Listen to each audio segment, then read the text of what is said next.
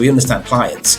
We can join those dots up and make sure that the right people are in the room at the right time. I've always made sure that different stages through my career I will get involved in doing different things. So whether that's working with clients, whether that's working with maybe some of the early careers team, it's doing different things that you then find not only a foundation and a pathway through the firm and your own career, you then find the bits that you're actually quite good at yourself. It's not really a client, it's much, much more than that. It's a deeper relationship with that. The people you work with, you class them as friends. I wouldn't swap that out. On today's Legally Speaking podcast, I'm delighted to be joined by Jon Gregson. Jon is a partner in the Employment, Pensions and Immigration team at Weightmans LLP. He specialises in high-value, complex respondent tribunal litigation. Jon has experience as an employment tribunal advocate, undertaking advocacy at employment tribunals and employment appeal tribunals. He has a product and innovation partner role, assisting corporate clients developing market-leading solutions for clients and legal teams. He is also a member of the Employment Lawyers Association. So, a very big warm welcome to the show, Jon. Thanks, Rob. Great to have me here. Oh, it's an absolute pleasure to have you on the show. Before we dive into all the amazing work you are doing, we do have a customary icebreaker question here on the Legally Speaking podcast, which is, on the scale of 1 to 10, 10 being very real, what would you rate the hit TV series Suits in terms of its reality of the law, if you've seen it? Okay, I have seen it, which is a good start, I guess. So I would probably say maybe about a 4 or a 5, I guess. It's not as flash. We're not sat in, lovely corner offices.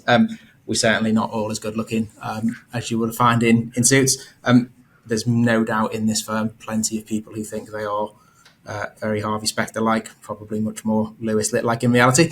There are elements of it, of course, aren't there, that are relatable. What I would probably say, if there is one single person that watches that and thinks that interests me, that turns me on to whether law could be for me, it's got to be worth it for that alone, hasn't it? So probably a 4 or a 5, but if it gets you interested, you take it for that, nothing else. Great answer, and we'll go with that. And with that, we'll move swiftly on to talk all about you. So would you mind, Jon, starting by telling our listeners a bit about your background and career journey? Yeah, sure. So I am a partner here at Weightmans. I have 2 roles I kind of work in that. So I'm an employment partner and I also work in our product and innovation team. But my journey, I guess, I've been here, this is my I'm coming into my 20th year. So I've been here 19 years. I've only practiced at Weightmans. Lack of ambition, lack of anyone else wanting me, I do not know. The reality of that, though, of course, is, do you know what? This place has everything I've ever needed, ever wanted. It's been the opportunity to give me what I've wanted to do. So I came in here basically straight out of university, my LPC. I finished my LPC in probably whatever that would have been, the May, and I started here my training contract in the following September. And I've come straight through, and I've been able to build my entire career here. Primarily as an employment lawyer for first kind of 15, 16 years. And then the last 3 or so years, that's slightly diverged into mixing and blending in kind of an innovation role that sits alongside that day job as well. So I work as part of our product and innovation team. And what I do is I work kind of looking at different products, different ways of working with some of our wider clients. So it broadens out slightly from just being an employment lawyer day to day, which I still do. And I still work with, some of our big clients on that. I just have some other influences which kind of sit in alongside that now. Yeah, and that's why we're super cool. Delighted to have you on, because I see this as a sort of, emerging role that you have. And for clarity as well, it's for the legal tech for your existing clients specifically, isn't it, in terms of sort of that relationship building, trying to add more value to your existing clients? It absolutely is. I mean, we will obviously take some ideas and we will look for new clients, because that could be a way to get things in. But in some respects, it's that kind of stickiness for existing clients. And it's really about how you look at kind of problem solving clients that problems have, and that can we solve those in different ways? Can we achieve things in different ways for them as well? And it's not always necessarily, doing it in that traditional way. It's not necessarily doing it in a legal tech way. It might just be doing it in a different way they haven't thought about, or kind of breaking down some of those silos that, you traditionally get in a law firm and going, well, actually over here we do this. Can we do that over here for our existing clients as well? And making sure we can kind of share those ideas and get those kind of different ways of working in and about and kind of pushing it forward, I guess. Yeah, and I'd say Weightman's absolutely leading the way on that. But if we could kind of stick with employment law for the moment, because obviously you've been hugely successful, and as you say, started there and up to partner level. What attracted you to employment law originally? This is always a really dangerous question when anybody asks me this. So I didn't want to be an employment lawyer, and I'm quite open and I'm quite honest in saying that, because I think it's really important to be honest about it. So university, LPC, didn't touch it, didn't go near it, never studied it. Training contract, excuse me, came in. Some people absolutely, I want to do a seat in employment. I want to do a seat in, I don't know, corporate. I had no real inkling as to where I wanted to go, what I wanted to do. Employment wasn't the seat that screamed out at me. I think I got to my third seat and I was told employment was where I was going, because it was all about helping people land in their seats they would land in to potentially qualify. I landed in employment. Quite liked it. Can't say it changed my life, but I enjoyed it. What then happened, though, there was an opportunity to go on the client's comment for 3 months into, I think it was Luton or Dunstable, but it was in a client, it was on a HR help desk, and that's what switched the light bulb on. It was actually kind of getting in, doing the work on the day-to-day level, and I suddenly kind of went, actually, this is me, working with people, working on a day-to-day level. You could see the tangible impact you could have, and it really kind of brought everything to life. And then it was, I'm going to go back, and this is what I want to do when I go back. And quite frankly, what would I be doing now? I don't know. I really don't know what other area of law I would do. It is employment law. That is it. So, as I say, it's a slightly dangerous question. There was nothing that kind of said it was always going to be that. I stumbled into it. But it was definitely kind of the vocation that it's then led me to be, because I don't know what else I would do if I hadn't have got to that. So I'm almost kind of fortunate, serendipitous, I don't know, but it was absolutely the right place for me. I just didn't know that when I came into it. Yeah, and I love that you referenced that when you went in on that sort of comment, you really sort of found the value add you would be giving. And I think, to have a fulfilling career, I always say look for mission-driven organizations, or where you can actually see where what you are putting in is having a direct end result on something. So you get that self-fulfillment, as well as obviously, remuneration that goes with it. And I love that you had that light bulb moment and could see that, and then sort of really went with gusto into your employment law career. Just for folks that are probably very curious about employment law, can you tell us more about the areas you specialize in specifically? Yeah, sure. So I am very much kind of working the employment tribunal side of things. So it's almost kind of the litigation side of it.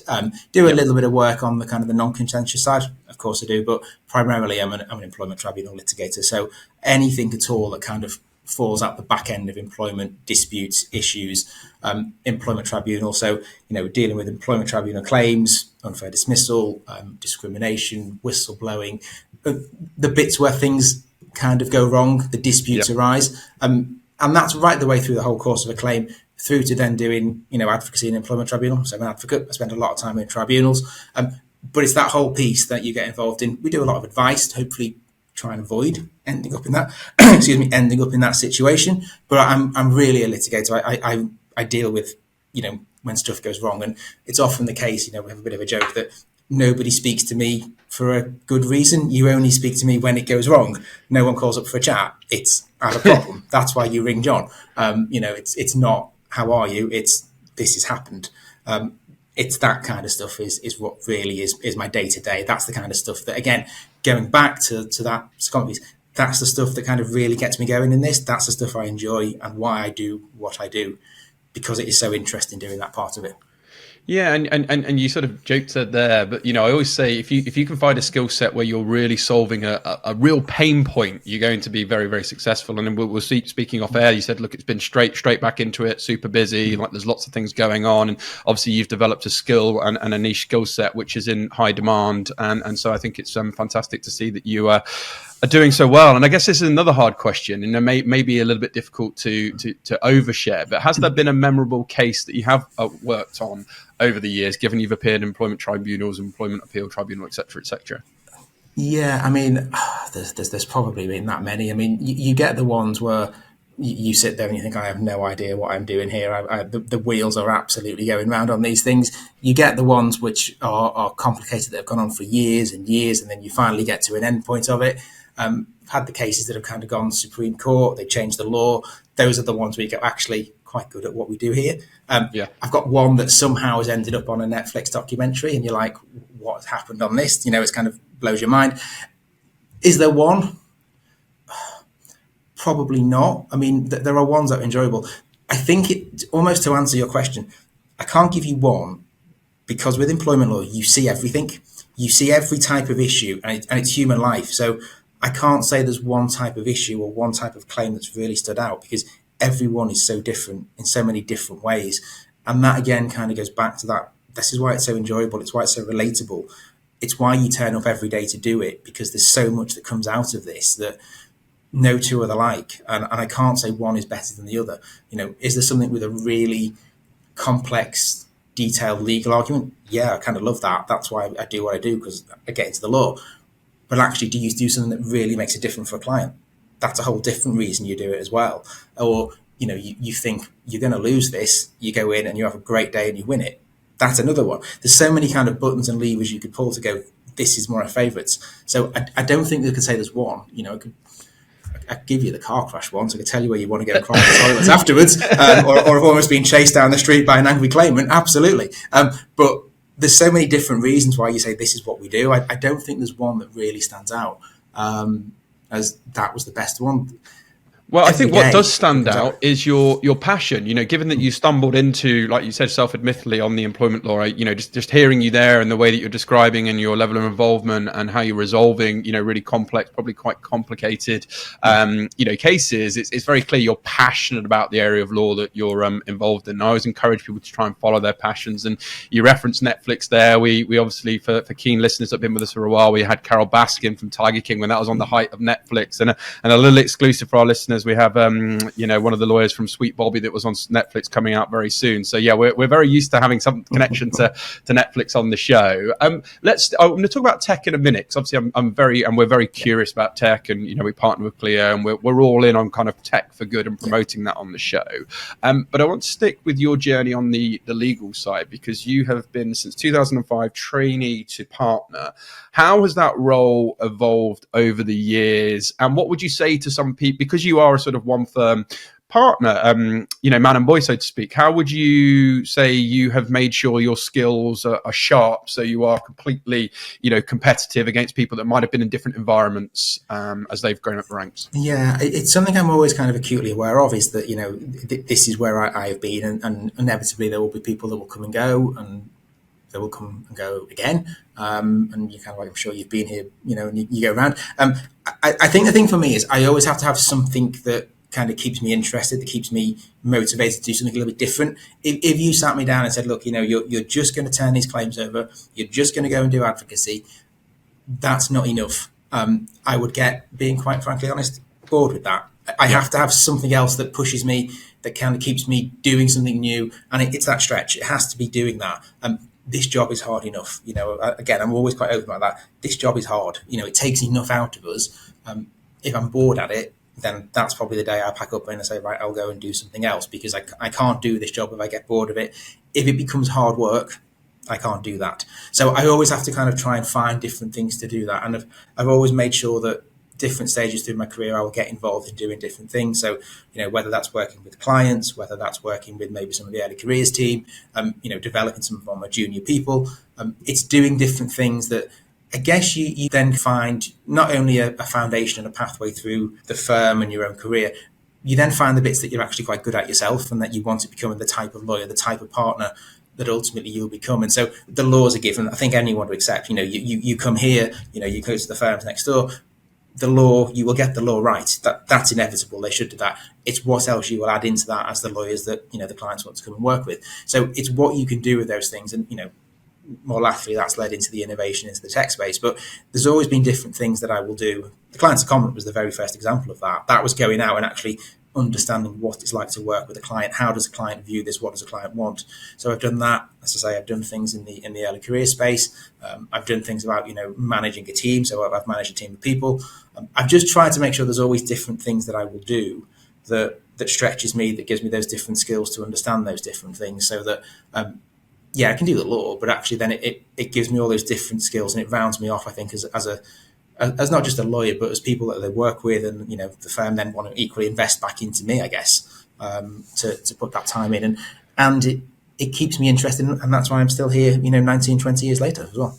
Yeah, no, absolutely. And, I love that you've been sort of, skill stacking, haven't you, and building in addition to, like you say, the law for granted. And I guess one thing that keeps things interesting is the clients, and one notable client obviously acting for is the Royal Mail Group. Can you share what it's been like managing a high profile client and the challenges that brings? I think for me, well, it's difficult because I've worked with them through my whole career, but for me, it's one of the best clients you could have. I mean, I think I just said it, with employment law, you see everything. A client of that nature, you see everything. But what you really get is you get the opportunity to work with and develop really deep-rooted relationships with, first class employer. There is a large corporate that actually is really at that forefront of what they do. So, absolutely kind of best in class in terms of the people they have, the way they approach stuff. If there's something legally, we'll go for it. So we take cases to the, Court of Appeal, we'll go to Supreme Court. You get to really do the really good legal stuff. You get to do stuff with really good lawyers. You get to work with really good HR people. It's just a great client to work with. And as I say, I've built a career with it. I've got a team of, 22, 23 people. They're building their own careers out with that client now. It's not really a client. It's much, much more than that. It's a deeper relationship with that. The people you work with, you class them as friends. I wouldn't swap that out for any different model in terms of where I've come from with it. And I think that the biggest thing I can say is, 19, 20 years in, I don't feel like I've worked with that one main client for the duration of that. It feels like I have the variation, the different kind of experiences that come from that it's much, much more than that. You might put a name on it, but it's not. It's really much more than that. I wouldn't change that for any opportunity elsewhere, I wouldn't think. No, and all industries are changing, aren't they? So new challenges, new things come about. So like you say, it's not like it's just the same thing time and time again. You experience different things, and the fact that growth and now that's being able to feed other people's careers, there's a nice legacy attachment to that as well. Okay, let's switch lanes and talk about the tech, because we're really pro tech here on the Legally Speaking podcast, because you are a sort of product and innovation partner. Can you tell us what that role actually involves, and what do you most enjoy about doing that specific role? So the best way I can describe that is it's a blank sheet of paper. Now that sounds slightly contradictory, but it's a blank sheet. So what I have is a remit that I sit almost at that intersection, I guess, between kind of client, legal operations, and then all the other parts of the business. So things like the innovation team, the product team, marketing, and anywhere else that you would ever need to draw in as part of that client relationship. And so it's about kind of, working with existing clients, maybe some prospective clients going, what are the problems? What are the issues you've got?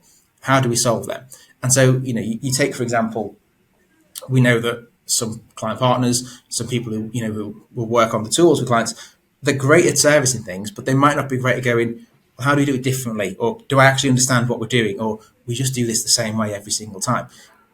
Do we maybe then get somebody in that can look at it with a different perspective? Or we've got this great new product, this great piece of tech, but actually the people that do the work with you, they're just good at servicing the work. They don't really understand the tech, and actually they're going to run a million miles away from it. How are they going to have a conversation with a client about that tech? How are they going to maybe go and demo it?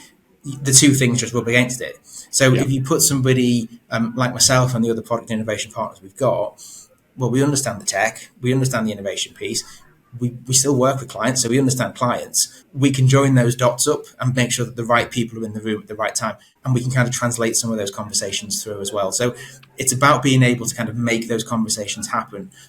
But also as well, because we still practice, we understand what clients need. So you can kind of sit with a client and go, well, tell us what's keeping you awake at night. Let's look at maybe, I don't know, the trends, the data in some of the claims you're getting, and let's go underneath that. Can we solve that with a piece of tech? Can we solve it with a piece of paper? But it's not just transactional kind of, A to B and going over. So it's just about having a blank sheet, but maybe then going, I'm a different perspective, I'm a different voice. And if I can't solve it, I know who else in the firm can. And I'm not just here as your client partner. It's a little bit abstract, I guess, but it's just a different way of doing that. But it's something that we found actually is really successful, and it's a really interesting way of doing it. about getting the right people in the room. So blank sheet of paper, but I'm here to join the dots with that, I guess, is a good way of putting it as well. And it's enhanced collaboration. I think at the moment it's early, but I think it'll become table stakes for law firms to really have this and to go deeper, particularly with the advent of AI and everything else that's coming in terms of things that can be automated. I think it's taking that human touch and that strategic thinking to higher levels in terms of a law firm, to how you can really partner with the clients. And, you mentioned it there, actually. We had Leanne Wright, private equity partner from Osborne and Clark, on before. She said, I don't see myself as a lawyer. Doing the law is table, simple in terms of expected. I help my clients sleep at night. That's what really I ensure. And you referenced it there, and it's so important. But I mean, you've had some huge success with the innovations as well, and some market recognition. Your Equality Act design making tool came as a runner-up in the Managing Partner Forum Awards for Best People Initiative. The product and innovation team were a runner-up at the Most Innovative Firm of the Year at the British Legal Tech Awards in 2022. So, what was your inspiration behind creating the Equality Act tool, and could you talk us through how that works? Yeah, of course. And so that's a really good one, actually. And that comes out of the work that we did with Royal Mail, actually. So what we had with that was, and it'd be the same with any client, what we know and we look at is, we've worked with you for years. We know where your employment tribunal claims come from, we can tell you that. Any other law firm can tell you that. So primarily your claims are going to be disability discrimination claims. We know that. It's probably the most... any client, any company, any client, that's where their biggest single source of claims will come from. It's difficult, it's hard, managers struggle with it. And so what we've kind of, the view we take is, that, but actually what you don't then come to us for is for us to tell you that. What you need is us to give you a solution to go, well, how do we mitigate the risk on that? How do we mitigate your compensation spend on that? How do we stop that becoming an issue? So what we looked at was, well, let's go and kind of lift up the stone on some of those claims and go, what's causing that? What's the issue within that? And what was quite clear quite quickly is it's confidence, it's decision making, it's paper trails, all those kind of things that we kind of know, but it's there. So then we said, well, okay, how can we solve that? How can we mitigate that? And so we looked at what we had in kind of some of the tech that's on the shelf and some of the things we could do. And what we realized is actually we've got a piece of software that is about decision making. And so actually you could look at, if the answer to this is A, then you move to question B. And once you answer question B, you move to question C. That's some of the decision making that goes into the decision around whether somebody's likely to be disabled. So where managers were asking the wrong questions in the wrong order, or just not even asking them, we could run that process through effectively a decision making tree. Then actually when managers weren't keeping any kind of paper trail of that, well, we can spit a report out at the end. And then where we have issues with kind of employee engagement because we weren't asking employees that, well, sit them down, get the manager to run the tool with it. So it was about kind of reverse engineering the problems, the issues that were causing the claims, causing us to then have to lose and settle the claims, reverse engineer that all the way through. And what we did is we sat down with the client and we worked out how we could get from A to B using the bit of tech to work through, well, what's the legal test? What's the principles involved? And we just overlaid that onto the tech. And we came up with this tool, which effectively is something that a manager can sit down with, gives them the questions, it gives them the way to ask the right question, the right way, at the right time, every time, and then it gives you the paper trail that comes off the back of it. Spent the time kind of getting that in with the client, working through, and then we rolled it out. And there's the best part of 10,000 managers using that now every day, and it's all about mitigating that risk for them. And it's been really successful, really, really, really helpful. And going, we don't just deal with your claims; we're about mitigating and rolling that down. And then it's going, well, if that works for one client, it probably works for every other client and every other prospective client. So it gives us a product we can then develop and roll out from that. So that was simply a case of looking at what we had by way of existing clients, existing kind of claims, what was in there, what was causing them, and then taking those steps back to see how we could do that, which you would never have got if you'd have just gone, oh yeah, we handle disability claims for you. There you go, sorted. Today's episode is brought to you by Clio, the all-in-one legal practice management software designed to help solicitors like you save time, stay organised and deliver outstanding client experience. Clio is trusted by thousands of legal professionals worldwide, offering a user-friendly interface, seamless time recording, automated billing and secure cloud storage, so you can manage your practice from anywhere. With Clio, you'll get award-winning support available 24/5 by live chat, phone and email. So help is always there when you need it most. It's no wonder Clio consistently receives 5-star ratings for its ease of use and top-notch service. If you're ready to experience a better way to manage your practice, visit clio.com/UK to learn more and see why Clio continues to be the go-to choice for solicitors across the UK. Now back to the show. It comes back to your point that it's not a transactional relationship. You're going deeper. You're really trying to problem solve, and as a result of that, they're far more process driven. They're more efficient. They're getting higher quality, utilization through the tools that you're producing and everything else that comes with it. Let's talk a little bit now about sickness management, performance, and misconduct. I was at an event last year, and I was surprised by for sick days, how high up ergonomics is actually in muscular, injuries and things like that, where people are taking time off work. I had a fascinating discussion. But you provide policy advice to FTSE 100 clients on issues, like I say, around sickness management, performance, misconduct. What would be your advice to employers or businesses on managing these areas, and how often are they very, very sensitive in your opinion?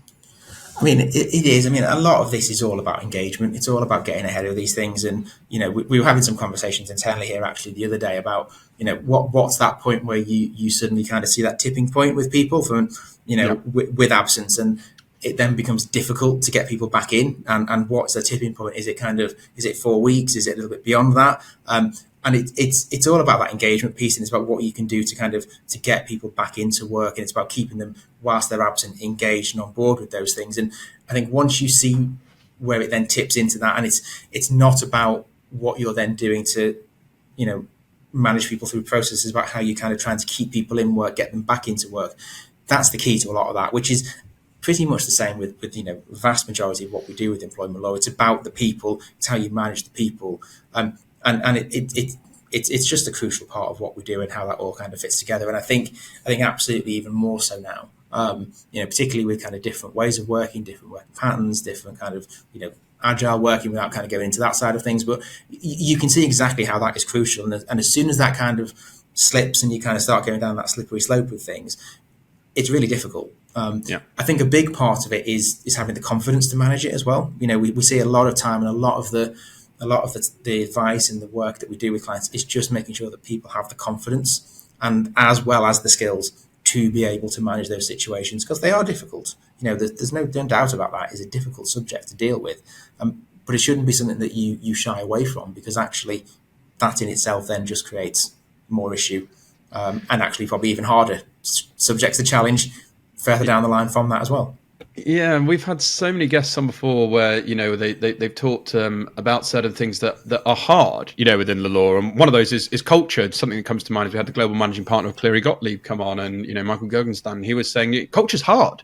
Actually, but you've got to have the conversations, and you've got to set the parameters so everyone understands, because, it can't all just be, fluffy and all well-to-do. And I think to your point there about you have to have the conversation to understand and then try and move forward. The other thing we're passionate about here on the show is busting myths. So, we've had lots of people. We've had Carla Hoppe come on, who's at Wealthbright, who's doing some great stuff around financial education and busting myths. We've got an employment lawyer on today. So, what are some of the misconceptions about employment law you wish people understood better? About employment law, I mean, I think the biggest thing from an employment law perspective is that, again, as I probably just touched on it, is that, the vast majority of this here is here to help. And actually, if you take what we do and if you use it in a very proactive, pragmatic way, it does indefinitely help with things. Where it goes wrong is where you don't follow a process, where you don't engage with things. I kind of often have a conversation and people don't really engage with it, but about 30% of what I do is law. 70% of it is confidence, making it sound like I know, and actually also reassuring people that what they're saying is the right thing with it. A lot of the work I do with clients is they already know the answer. They just want the reassurance. They want the confidence that what they're doing is right and that, they're on track with it. I think if you can get the confidence into people that what they're doing is the right thing, and that then feeds into the engagement, that's the biggest piece with that. And I think the other thing perhaps you see is, you see a lot of the headlines, obviously, from things that come out of employment tribunals about how, maybe the system's a little bit kind of too soft, or it kind of supports those kind of things. It's not. It's when you look at the detail, you then see why reasons are and things. But that's just the nature of what we do. Again, it is people, isn't it? It attracts the headlines to it. Yeah. What we do is slightly salacious. It is always going to attract the headline to it. So I think the thing I would always say with employment law is that kind of you have to read beneath the headline. You have to look at the detail and the facts of it. But again, it gets interest. It sparks debate. I have no problem with that. There's a lot again at the moment about return to work, return to an office. I have no issue in the whole debate about that, as long as it kind of stays within that right kind of guidelines. As it's a debate, you can have different views to that. That's fine. That's all, again, the beauty of employment law is it's very relevant. I think that's one of the really strong things about what we do. If it was about, I've tripped over a chair's fell on me, I've walked into a chair, I would really struggle in that. Now, some people, that will turn their world absolutely on fire. It's not going to for me. Yeah. I know with what I do, it's every day and it's around it. That's the employment law piece. But you have to do it in the right way. That's the really important thing, because it is a very human piece. It has to be in the right way with it. Yeah, and we advocate strongly for that human connection. We always talk about the H2H, human to human connection, replacing that B2B, B2C. I guess what keeps you sort of well networked as well, and probably with sort of skill upskilling, is your Employment Lawyers Association, because you've been involved and contributed. How has that helped your professional journey? And, what have been the benefits for you being part of that as a member? Yeah, so, I mean, I think that inevitably goes back to the point around development, how you keep the upskilling piece. I think you have to keep some elements of what you do, and you keep an element of how you do that externally. So I think certainly as a junior lawyer, you try and find those ways you can contribute to things. So, whether that's articles, just kind of keeping yourself out there, and it helps sharpen that external perspective on things. And again, you don't want to become too insular with things. So I think definitely as a junior lawyer, you will go to events again, probably in that where you kind of you need to build your network of people. I just think it's a really good way to go. Actually, technically as a lawyer, I kind of know what I'm doing, and almost kind of applying your own mind to, well, I do have some thoughts, do have a voice, and it's okay to start expressing them. I think the ELA is a really good way to find a space that you can do that, because everybody is involved in something that inevitably will be relevant to that, because the law with what we do, it changes by the week. Everybody will have a case somewhere that touches in that. It's just a really good way, and there's enough locally in local branches of things as well that you can get involved in, because I think it's a really difficult, well, it's not difficult, sorry, it's a very different world now in terms of building networks out compared to what it would have been previously. Yeah, it's a great opportunity for junior lawyers to get into those kind of things, to be able to kind of build those connections outside of firms, and being kind of a little bit insular on that as well. Yeah, no, absolutely. Really believe in the strength of building out a network, and how invaluable it can be as you go on your career journey. And it's great that you kind of reference that. You also reference articles, because you have published articles and delivered training on employment law. What topics are you most passionate about with sharing with others? And if so, why? I think for me, what really kind of gets me kind of passionate about it's the stuff I see day in, day out. So a lot of it is kind of around the discrimination side of things. Maybe kind of some of the whistleblowing. It's the stuff that becomes a problem. It's the stuff that you see that then becomes, not just when I say a problem, I mean becomes an issue for employees and for businesses, that if you don't get hold of, it changes lives. And don't get me wrong, of course, if you dismiss somebody, that fundamentally changes lives. I'm very, very acutely aware of that. But the stuff that then kind of becomes really difficult. So, some of the stuff you see in discrimination claims, if you don't get hold of that, if you don't know how to manage that, if you don't know how to prevent that, you see, we see, and there's plenty of examples where you see things around sexual harassment, how those kind of things are, can go horrifically wrong. I see enough, because of the volume of claims I deal with, if we don't manage disability, race. So I think anything where you get the opportunity to kind of work with clients, work across the board, to be able to kind of say, look, what are you seeing? What are the challenges? How can we help with that? I think that's just a really important opportunity to be able to kind of, get some investment into that, and ultimately try to stop that actually becoming a claim that's going to come our way. I don't really want that, in a really good way. I don't want that to become a claim. I would much rather you don't come and speak to me about that in 6-9 months' time. So if we can do stuff to work with people to actually stop A, that happening in the first place, but B, then give you the skills to manage that, to mitigate that and resolve that, that's 100 million times better than actually me then getting a claim in a year's time because it's happened. That's really what this is about, is preventing these issues rather than ultimately more work for me at the end of the day. Yeah, no, absolutely. And you're right, put the preventive measures in place so you can, like I said before, your clients can sleep at night. One of the things that, I've been following and been very impressed about, so I'm going to talk about now, is your LinkedIn journey, because in one of your most recent LinkedIn posts, you shared an image from The Simpsons with the caption, LinkedIn folk explaining to TikTokers everywhere today how to be humbled, delighted and thrilled by everything you do. So you're known to have a bit of a sense of humor on the platform. Yeah. How do you come up with your content? Do you know what? That's probably the single most biggest question that I get asked. Yeah. I think for me, there's two things to answer that. One is about trying to be authentic, and secondly, well, actually, there might be three answers to that. First one is being authentic. The second is trying to find something that is relatable. Yeah. And I can come back to that. And then the third one is just kind of keeping your eyes open and seeing what's going on around you. LinkedIn is becoming a much more, kind of fashionable, interesting place to be on. And it's then how do you make that relatable? And I think I just lifted a meme or something and then kind of slightly changed it. So in part, it's about being aware and having something that kind of talks maybe to things that are happening in the world. That's definitely one thing to it. The other part to it, though, is trying to find something that is relatable, because, it's all about, for me, how do I stop you scrolling through? Because there is that much of you scroll through LinkedIn. 70-80% of it is just crap. But how do you then catch that attention with it? So it's how do I find that? Equally, if you're going to do it and it's going to be funny, I think it still has to be relatable to stuff. So I posted something about why I haven't responded to your email. That, though, then has to be still talks to the fact that actually we all know that sometimes people don't respond to email. So I've made a joke of it. Yeah. But there is a sense of truth in that. So I try and draw on, I guess, my own experiences, probably those things that, I wouldn't openly go out and say, I didn't respond to your email because, X sent me it and I don't like them. But I've made a joke out of that. I just try and draw on those things. What I also don't do is then go, here's a really dry, boring legal employment law update, because no one wants that.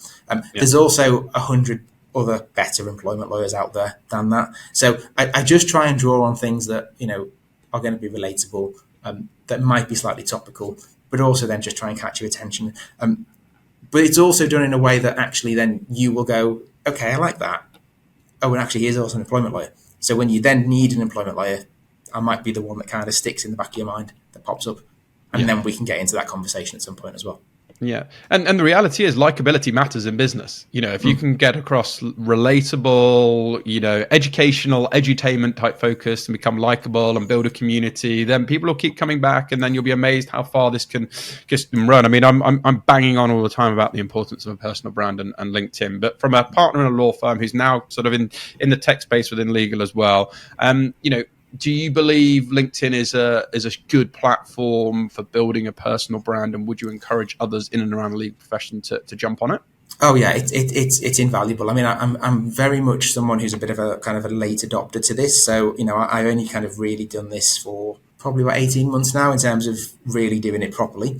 So I know I'm very, very new to this, and I've got kind of a relatively small following to this. I'm not someone that's kind of got 15, 25,000 people that follow me. But it's invaluable in terms of going, who I am and being able to kind of build that brand out of it. And I have kind of been able to do that.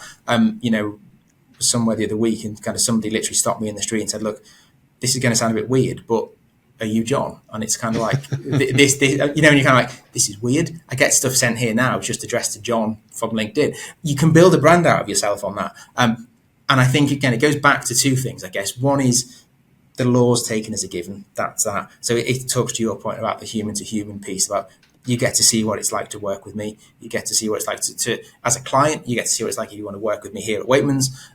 But then also it's that second point about how you could then start to build that network out in a very, very different world, I guess, to probably where I was 20 years ago. It gives you a chance to do that. And I think you just have to get on board with it. I know it's not easy. It's very difficult, but it's a way to kind of go, this is what it's like to work with us, to be with us as people. That's the fundamental piece in this. It's people. I'm not going to teach you the law. No. That's easy. And lawyers, again, I think get a little bit too over thoughtful on this. It's personal brand, not perfect brand. You don't have to be perfect. Like you say, being that authentic self, or actually saying today I'm having a shit day. That's actually authentic. There's no career where anyone doesn't turn up, and as long as you can put something out there that's going to be relatable, hopefully help people in whatever fashion it might be. I think we're here from it, and I think we're also, I've also collaborated with Gary Vaynerchuk on a LinkedIn Live, and I also heard him recently say that we're not in social media anymore; it's interest media. Yeah. And I think it's very true, because the amount of business and professional people, and particularly on LinkedIn, people have an interest in your world. They're interested in what you have to say because you're putting yourself out there, you're educating, you're entertaining, you're informing people. And so I always think about this in terms of, everyone is interesting. You just need to be prepared to put yourself out there and share your story. And I love that you're doing it. Looking forwards then, obviously, you probably have a good view on this. What does the future of employment law look like? Because it's constantly evolving, as you said, but what are some of the key trends you see shaping employment law in the coming years? Yeah, so obviously we've got kind of employment law bill that will come in, probably next year now, which is going to have some real kind of changes for us in terms of employment rights that will come in. That will be a big one. I think really that the beauty of employment law is it can change overnight. You get one decision, it kind of tips on its head what can happen with it. So there's always that element of the unknown. There's always the element of something could happen. The big thing is the employment law bill that will come in. That will change a lot of things for us. I think what we also then just have to always kind of be mindful of is we obviously have more kind of, the kind of younger generations coming through now. So that will shape, how we work, the way we work. And that will be interesting. It will be a different challenge, but it will be a good one. So we will start to see that, I think, in terms of how they kind of express themselves at work, how that, different challenges come out the back of that from work. What we are used to, how we've kind of managed those issues, that will all be, up for grabs, and that will change. So I think short term, we know there are some legislative changes coming. That's fine. We will deal with that. There's always then the unknown from somebody might take a claim that will try and tip something we've known for 20, 30 years on its head. Great. That's the whole point of being a lawyer.